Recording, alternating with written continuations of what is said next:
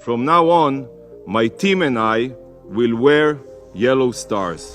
तो दोस्तों, Nazi Hitler के जमाने के पीले स्टार फिर से वापसी कर गए हैं। दोस्तों, ये पीले स्टार एक बार हिटलर ने यहूदियों को यूरोप के अंदर पहनाए थे। यहूदियों के खिलाफ हिटलर ने इस खिलाफ से मोर्चा छेड़ा था कि पूरे के पूरे यूरोप के अंदर यहूदियों का सफाया कर दिया था। हिटलर ने फ्रांस का अतिक्रमण किया और अतिक्रमण करने के बाद जितने भी यहूदी फ्रांस के अंदर थे उनको पीला स्टार पहनाया। ये पीला स्टार पहनाने का एक ही कारण है कि जिस भी व्यक्ति के हाथ में ये पीला स्टार है वो ये दिखाता है जनता को कि ये जनता समझ ले कि ये वो व्यक्ति है जो इस देश का दुश्मन है। ये दोस्तों आपके सामने एड भी चल रही है और इस स्टार के बीच में लिखा हुआ है जूड। और यही कारण है कि ये सिचुएशन को देखकर आज इजराइल फिर से वही येलो स्टार लेकर United nation of security council में पहुंच गया है और United nation of security council के सामने कह रहा है कि हम ये स्टार तब तक पहनेंगे जब तक आप हमास के आतंकवादी हमले को कंडेम नहीं करते हैं। और पहले इसके ऊपर जूड लिखा हुआ था, लेकिन अब लिखा हुआ है नेवर अगेन। यानी कि इजराइल यहां पर कहना चाह रहा है कि अब हमारे पास देश है और मेरे देश के ऊपर अगर हमला होता है तो उस आतंकवादी हमले को आप पहले कंडेम कीजिए।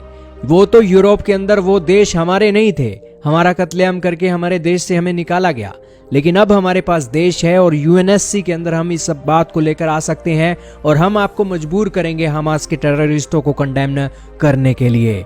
यही कारण है कि यहाँ पर इजराइल बिल्कुल समय ले रहा है यूएनएससी के अंदर। यूएनएससी के अंदर दोस्तों चर्चा तो हो ही नहीं रही है कि इजराइल गाजा के अंदर बम ना बरसाए, इजराइल गाजा के अंदर जो ऑपरेशन है उसको रोक दे। और इजराइल अड़ा हुआ है कि सबसे पहले ये सारे के सारे यूएनएससी के जो मेंबर हैं वो कंडेम करें और माने कि हमास आतंकवादी ग्रुप है। लेकिन ये कंडेमनेशन रुका हुआ है क्योंकि ये जो वेस्टर्न कंट्रीज वाले हैं ये रेजोल्यूशन लेकर आते हैं और ये रशिया और चाइना वाले देश हो गए, ये इस रेजोल्यूशन को गिरा देते हैं। और फिर ये रशिया और चाइना वाले रेजोल्यूशन लेकर आते हैं, मुस्लिम कंट्री वाले रेजोल्यूशन लेकर आते हैं कि यहाँ पर ये जो इजराइल ऑपरेशन कर रहा है उसको कंडेम किया जाए और ह्यूमैनिटेरियन असिस्टेंस गाजा के लोगों के लिए खुला किया जाए। तो उसको क्या करते हैं, ये वेस्टर्न कंट्रीज वाले रेजोल्यूशन को गिरा देते हैं। और यूएनएससी तो दोस्तों मजाक बना हुआ है, मजाक से कुछ ज्यादा नहीं है।